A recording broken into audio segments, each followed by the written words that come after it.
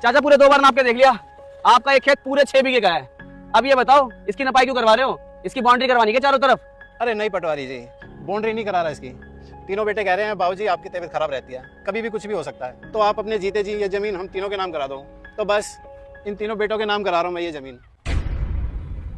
क्या ये वाली जमीन भी अपने तीनों बेटों के नाम कर रहे हो? लेकिन चाचा आपने थोड़े दिन पहले घर वाली जमीन भी तीनों बेटों के नाम करी थी। खैर ये आपका घर का मामला, मैं क्या ही बोल सकता हूँ। लेकिन चाचा है तो हम एक ही गाँव के, बस इसी नाते आपको एक सलाह देना चाहता हूँ। कभी भी अपनी सारी जमीन जायदाद अपनी औलाद के नाम नहीं करनी चाहिए, थोड़ा बहुत अपने लिए भी बचा लेना चाहिए, क्योंकि हमारा तो जमीन नापने का ही काम है। हमने तो इस जमीन के चक्कर में कई घर उजड़ते देख लिए चाचा। माँ बाप औलाद के नाम सारी जमीन जायदाद कर देती है, फिर औलाद माँ बाप को धक्के मार के घर से बाहर निकाल देती है या फिर उनकी कदर करना बंद कर देती है। देखो पटवारी जी, आप बीच में मत बोलो, ये हमारे घर का मामला है। बाकी ये लो आपकी जमीन नपाई के पैसे। और अब तहसील चलो पटवारी जी, तहसील में वकील साहब हमारा इंतजार कर रहे हैं। हाँ बाबूजी चलो, आपको अंगूठा भी तो लगाना है, आओ।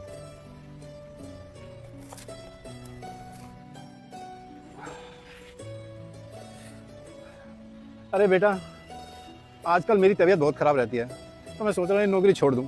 क्या? अरे बाबूजी अगर तबीयत खराब रहती है तो दवाई खाओ, चले जाओ काम पे। अगर तुमने नौकरी छोड़ दी तो तुम्हारा खर्चा कौन उठाएगा? अरे बेटा, मेरा खर्चा कितना है? 2 रोटी तो खानी है, वो तो तुम तीनों बेटों में से कोई भी खिला देगा। अरे मेरे भरोसे तो रहना मत, क्योंकि अब मैं जो भी पैसे कमाऊंगा ना अपनी शादी के लिए जोड़ूंगा। ये आगे तुम्हारे लाडले बेटे, इनसे बोल दो ये उठा लेंगे तुम्हारा खर्चा। हाँ भाई देख लो, बाबूजी नौकरी छोड़ने की बात कर रहे हैं। अरे भैया हम क्यों उठाएंगे बाबूजी का खर्चा? जमीन तो आपने लिया फालतू, आप उठाओ ना बाबूजी का खर्चा। तो बस बात खत्म। बाबूजी आप अपनी नौकरी पे ध्यान दो, अपना कमाओ और अपना खर्चा खुद ही उठाओ, हमारे भरोसे मत रहो। वाह भाई वाह, तुम तीनों ने तो कमाल कर दिया।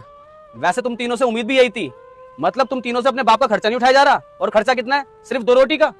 लो पकड़ो अपने जमीन के कागज। वैसे एक बात तो है, एक अकेला बाप कई सारी औलाद पाल देता है, लेकिन कई सारी औलाद मिलके भी एक बाप को नहीं पाल पाती। अरे थू है तुम तीनों पे, जिस बाप ने तुम्हें पाल पोस के इतना बड़ा कर दिया, अपनी सारी जमीन जायदाद तुम तीनों के नाम कर दी। तुम तीनों मिलके 2 वक्त का खाना नहीं खिला पाओगे इन्हें, हैं?